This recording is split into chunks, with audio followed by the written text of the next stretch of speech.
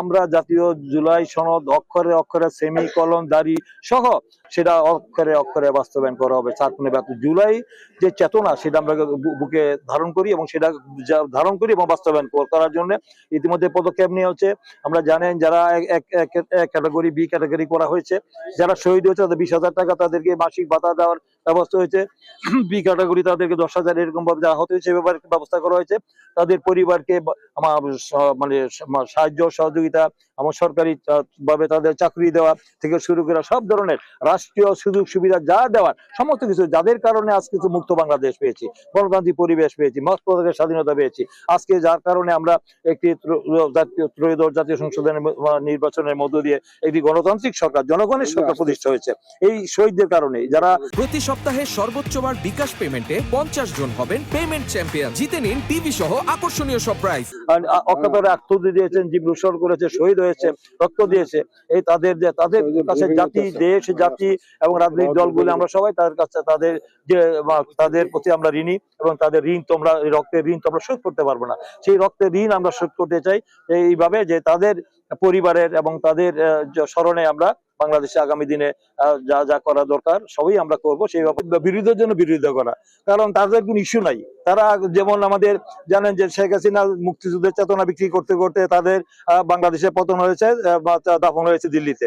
তারা আজকে তারা দেখেছেন তাদেরকে গত অন্তর্বর্তীকালীন সরকার তাদেরকে আমাদের রাজনৈতিক ভাবে তাদেরকে নিষিদ্ধ ঘোষণা করেছে। মানবতা বিরোধী এবং গণহত্যার কারণে আওয়ামী লীগ নিষিদ্ধ ঘোষণা করা হয়েছে। সেটা আমরা জানি সব তাদের যে ঘটনা ঘটেছে, কিন্তু তাদের কি তারা মুক্তিযুদ্ধের চেতনা করেছে। এখন আমরা যারা আজকে এই কথা বলছেন জামাতের জনগণ এই সব তাদের এই ভুয়া হুঙ্কারে ভুয়া ইয়েতে মানে বক্তব্য জনগণ বিভ্রান্ত হবে না, কারণ তারা জানে যে বিএনপি যে ওয়াদা করেছে বিএনপি পরিবারের, আমরা জানেন যে শুধু জুলাই আগস্টের আন্দোলনে বিএনপি পরিবার 422 জন নেতাকর্মী জীবন দিয়েছে। লিস্টে তাদের নাম ঠিকানা সব আমরা প্রকাশ করেছি।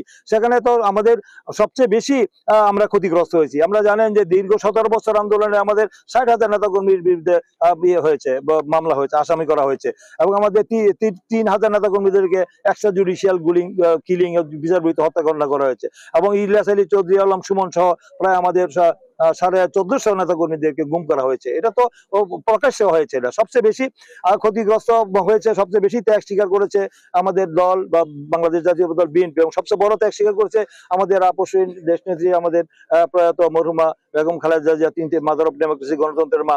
তিনি সবচেয়ে বেশি ত্যাগ স্বীকার করেছেন এই আন্দোলন করতে গিয়ে, ফেসিবাদ বিরোধী আন্দোলন। আমরা সবাই জানেন তার আন্দোলন করতে গিয়ে তাকে জীবন দিতে হয়েছে, তার সন্তান হারিয়েছেন এবং তিনি যে কারা নির্যাতিত বিনা অপরাধে তিনি দীর্ঘদিন কারাগারে ছিলেন, তাদের সাজা হয়েছিল, এগুলো সবাই আমরা জানি। প্রতি সপ্তাহে সর্বোচ্চবার বিকাশ পেমেন্টে 50 জন হবেন পেমেন্ট চ্যাম্পিয়ন। জিতে নিন টিভি সহ আকর্ষণীয় সব প্রাইজ।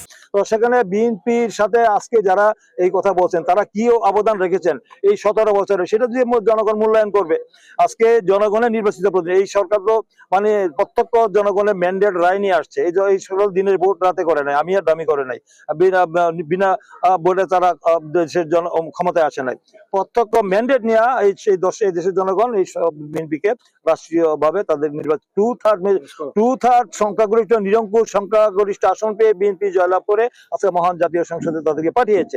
এখন কারো মানে ব্যক্তিগতভাবে তাদের যে মানে রাজনৈতিক ভাবে তাদের যে অতীত ইতিহাস, যারা অতীতে যারা দেশের স্বাধীনতা বিরোধিতা করছে, যারা এখনো তারা দেশের বিরোধী অপরাধ করার জন্য তারা ক্ষমা চায় না। 86 সালেও তারা কি দেশের বিরুদ্ধে আন্দোলনের বিরুদ্ধে তারা কি ষড়যন্ত্র করেছে আমরা সবাই জানি।